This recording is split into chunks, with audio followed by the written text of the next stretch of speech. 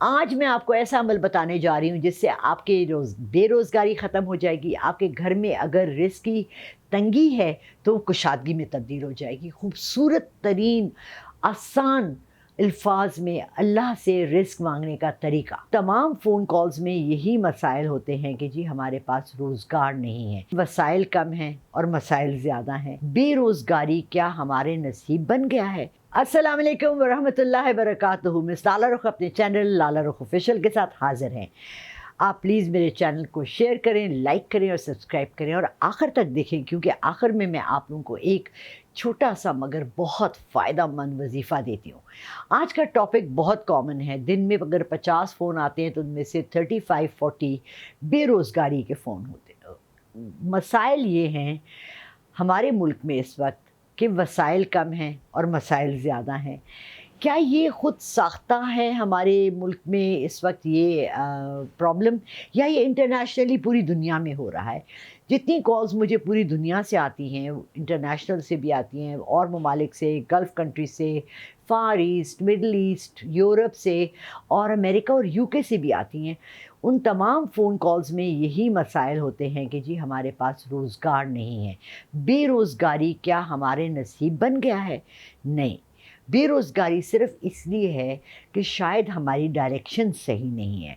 अब जब मैं ये वर्ड डायरेक्शन यूज़ करती हूँ तो इसमें अक्सर लोग ये समझते हैं कि जी मैं गूगल ऐप की तरह आपको रास्ता बता रही हूँ कि जी आपने सीधे हाथ मुड़ना है, उल्टे हाथ मुड़ना है, उधर मुड़ना है। बात ये है कि हम रिस्क और रोज़ी के मामले में बहुत कम फ़हम रखते हैं। फ़हम का मतलब है कि हमारे पास तालीम ज़रूरी है इसके लिए, या कोई हुनर। ये 2 चीज़ें बहुत लाज़मी होती हैं कोई भी काम करने के लिए।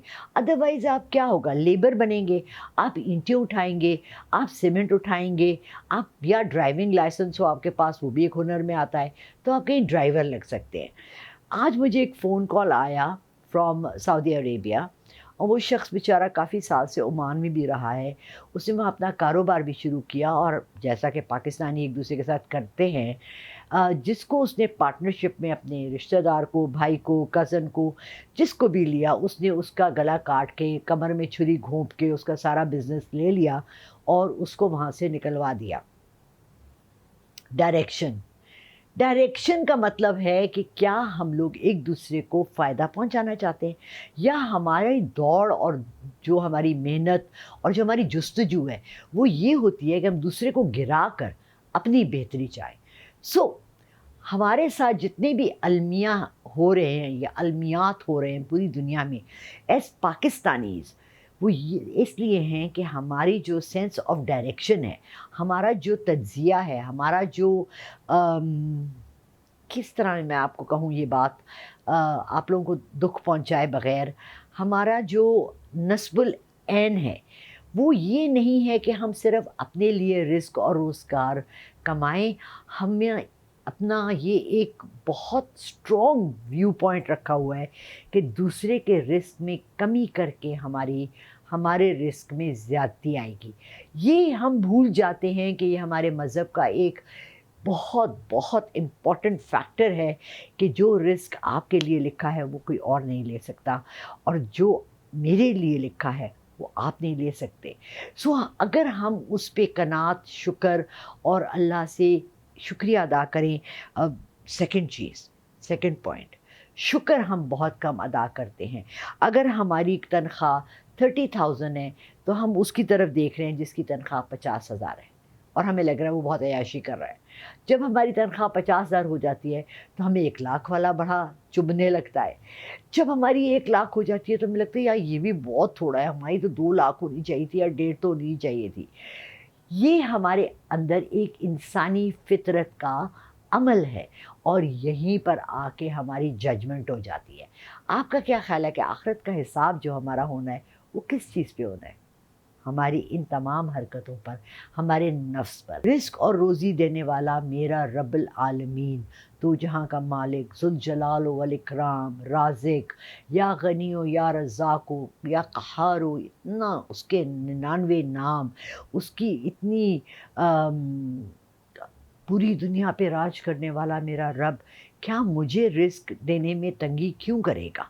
तब करेगा जब मैं अपने अमाल کو نہیں دیکھوں گی، میں اپنی حرکتوں کو نہیں دیکھوں گی، میں اپنے دوسروں کے ساتھ تعلقات کو نہیں دیکھوں گی، اور اس کے دیے ہوئے رزق میں سے میں اوروں کے ساتھ نہیں بانٹوں گی۔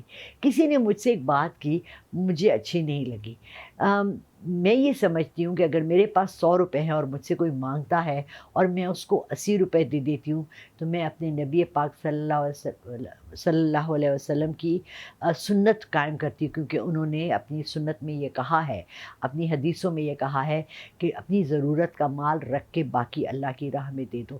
لیکن اس شخص نے مجھے کہا کہ آپ کو چاہیے تھا کہ آپ پورا 100 روپے کسی کو مدد میں دے دیں، اور میں خود پھر مانگتی رہوں کسی سے۔ نہیں، کوشش کریں کہ آپ کی کو جب بھی اللہ اتنی توفیق دے کہ آپ کسی کی ہیلپ کر سکتے ہیں، تھوڑی ہو، بہت ہو، زیادہ ہو، کم ہو، اپنی حیثیت کے مطابق جہاں کر سکتے ہیں وہاں ان کی مدد کریں، اور اس کو اپنی زندگی کا ایک حصہ بنا لیں۔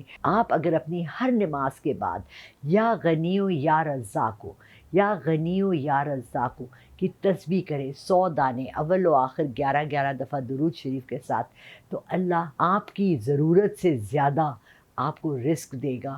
اور اس میں یہ ضرور یاد رکھیں کہ سب کو شامل کریں، سب کا حصہ ڈالیں، جہاں پر دے سکتے ہیں آسانی سے دیں۔